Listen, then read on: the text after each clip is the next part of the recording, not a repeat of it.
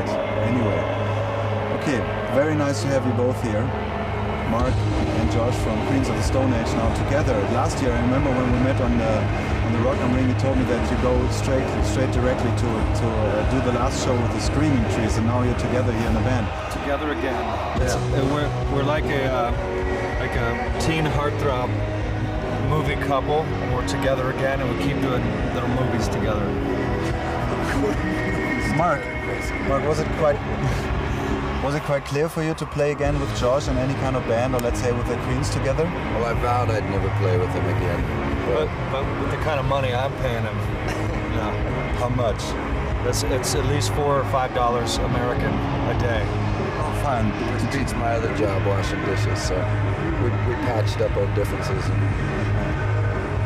And Mark, you're a constant member now of the band, or is it just the same that sometimes you play together with other musicians, or are you really a fixed member of the Queens of the Stone Age? You better ask him that question.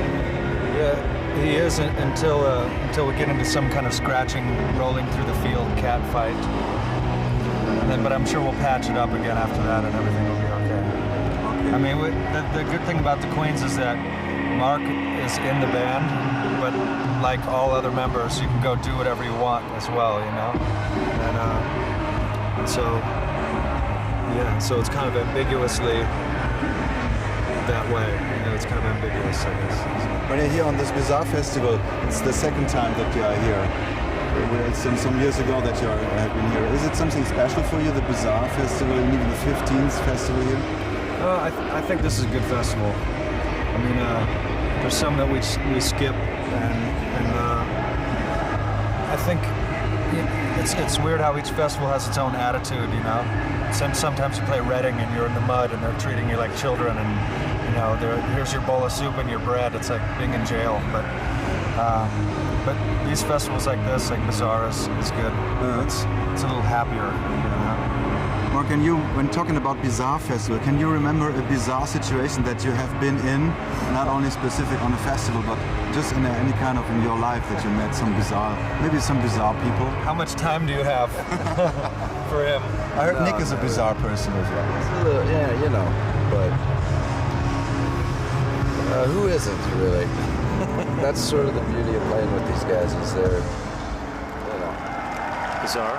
A little strange, yeah. Really? Which I can wholeheartedly embrace. I should probably leave it at that.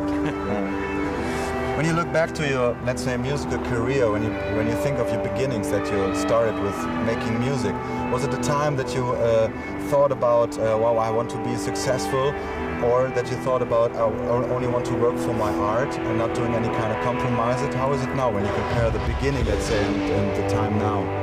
Well, I think in a lot of ways it's the same. I mean, I didn't know you could, you know, sleep with girls and make money when I started playing. And I still don't know that now. No, I grew up playing in Caius since I was a kid, and that was all about playing for the sake of music, and I look at Queens as an extension of that idea, you know. If we're going to do well, it'll be at our own terms, at our own pace, you know. That's pretty much it. So for your new record that you're working on, you're not thinking of doing, or do you have to do any kind of compromises that maybe the record label say you have to go more rocky or more? We have a really easy system on dealing with the record label. When they put that pressure on, we just say we will and then we don't. Because short and easy. Yeah, I mean, their agenda is their agenda, and they're a business. They want to make money and do things like that, but our agenda comes first, and that's to play music that we like. And they sort of have to deal with that or let us go, you know. Mark, you, for example, after leaving the Screaming Trees or broken up the Screaming Trees, I think that you're a very consequent guy with working with your music. Do you know this situation to get in any kind of compromises just between art and business? Well, I mean, there's always business involved, but one of the reasons that it's, besides the fact that Josh and I are friends and, you know, we've done this before, it's one of the reasons I'm interested in playing with these guys is that they just do exactly what they please, which is always what I've done. And you have to ignore any sort of outside influence, and these guys seem to do that quite well. Just concentrate on music. Yeah. And for your solo records and for your solo work, is there art first? Let's say that you work on this. Yeah, I mean, honestly, I'm one of those people that pays absolutely no attention to anything else except the music, and I can hardly pay attention to that. So. How do you guys go along with the ups and downs? I remember being quite honestly, but I remember the gig that you did on Rock am Ring where the sound was not that good. And is it something that hits you so bad in the ass and you say, "Well, fuck off"? All this stuff, or how do you get along with ups and downs in your career now? Well, I think that, especially in the case of Rock am Ring, where there's so many things that are even beyond our control, and that you sort of kick yourself a little and you say, I flew all the way here and not to do this. But I think that we're a live band, so we rebound from that easily. And I don't think we necessarily take that out on each other. Sometimes things are just bound to happen, good and bad, and we treat it with the same thing, the same response as we do when something goes really great. We don't go like, we're the best people in the world. And so when it's bad, we don't say we're the worst people in the world either. And I think treat it with humor. That's the only thing that keeps you sane out here is shit jokes. Okay. I mean, chances are when you're playing year round, the odds are things are going to be beyond your control sometimes. You just have to, you still have to do it again tomorrow. So, you don't really think about it. I mean, sometimes I think for me, it's a very important thing to be not, let's say, that you are self-ironic with your work in a way that you say, okay, you can laugh about your work, you can laugh about a thing that not happened. Is that the thing which is important for the music of the Queens of the Stone Age? Well, I think it's for any music. Too serious? Yeah, I mean, I think it's for any music. Is that it's for digging, you know what I mean? It's for enjoyment only. It's just like if I don't like a band, I don't spend time hating them and figuring out and talking about like, wow, they suck and this. I think it's only for enjoyment's sake. So because of that, when something's unenjoyable, I sort of try to put it to the side as quick as possible because it's not for that. I mean, these people are here to have a good time only. They're not here to, holy shit. Wow. Can you see yourself? They're not here to, like have a bad time and beat each other. Yeah. And so that's like the overall vibe, hopefully, of every festival. So we're here to let our hair down. Yeah. Even in the situation where Green Day played before and there was a little trouble in there, the tension was a little bit high. So is it something that say, okay, they rocked and let's do it a little bit more down because the people are a little bit hot in a way that you keep yourself down a bit? Well, it was funny because we were asked, will you tell everyone not to crowd surf and will you tell everyone to be good? And we were like, wow, wait a minute, you're missing why we came here. And you don't want anyone to get hurt. And so if someone's getting hurt and I see it, I have to say like, hey, look, wait a minute here. But at the same time, I'm not their dad either. And I want them to cut loose. So I can't tell them, if I don't see the act, I can't be like, hey, can everyone relax? Sit down on the ground and we're gonna, recite poetry to you.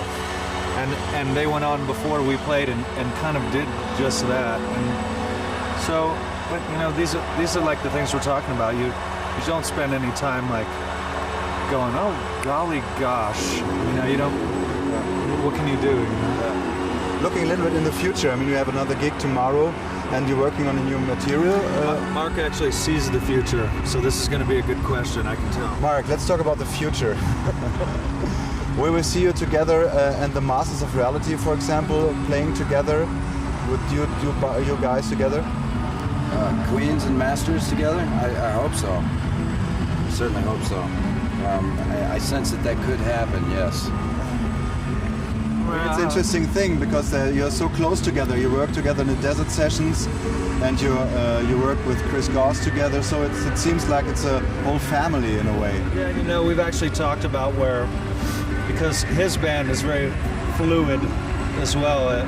Members come and go, and over the years, and we've talked about doing a tour where we are the masters and queens, and we just play for 4 hours. You know, play 2 sets for 2 hours, and mix all the songs together. And so that's kind of a cool possibility. And I think we're just looking for any way to sort of change the standard rock and roll show.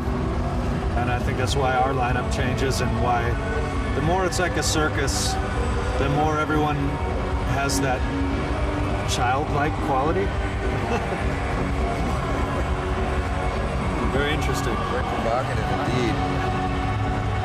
I've fascinated even myself. Maybe the last question, the song Regular John, which I really like a lot, is from your first album. Can you say something to that song? I mean, the first album is some years ago now. Yeah, well, that was a helicopter. That was a helicopter directly over my head. Maybe they're filming the interview, I don't know exactly. Yeah, maybe they're part of the Secret Service. Yeah, I hope so. We have a government helicopter that follows us everywhere we go. That song. No, the regular John. Well, in America, a man who visits a prostitute is called a John. And a regular John is someone that goes to the same prostitute. And I think it's about meeting people even though you feel like a whore. And you know, it's part of that first record, which is almost like a trance rock record. Lots of repetition of groove, you know. And it's one of my favorite songs of all our songs that we have.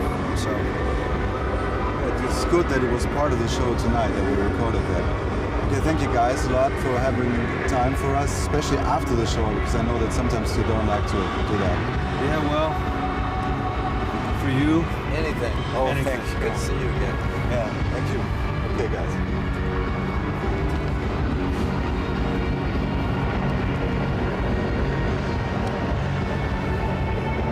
Willst du noch ein paar Schüsse machen?